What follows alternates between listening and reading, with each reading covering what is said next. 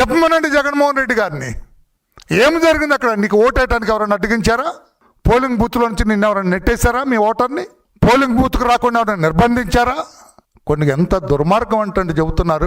కొన్ని విలేజ్లో, కొన్ని రూరల్ ఏరియాస్లో రోడ్లు కూడా వేయరండి వీళ్ళు. ముఖ్యమంత్రి కాన్స్టిట్యున్సీ అది.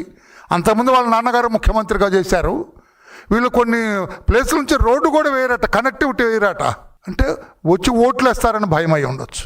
ఇటువంటి పరిస్థితుల్లో మేము ఇంతకాలం జగన్మోహన్ రెడ్డి గారు మీది బలం అనుకున్నాం. అక్కడ కడప జిల్లాలో మీకు బలం ఉందేమో అని అనుకున్నాం మేము. కానీ అది బలం కాదు, బలంలాగా కనపడే వాపు అని ఈ రోజున పులివెందల ఓటర్స్ ఆ జడ్పీటీసీ ఎన్నికల్లో బహిర్గతం చేశారు.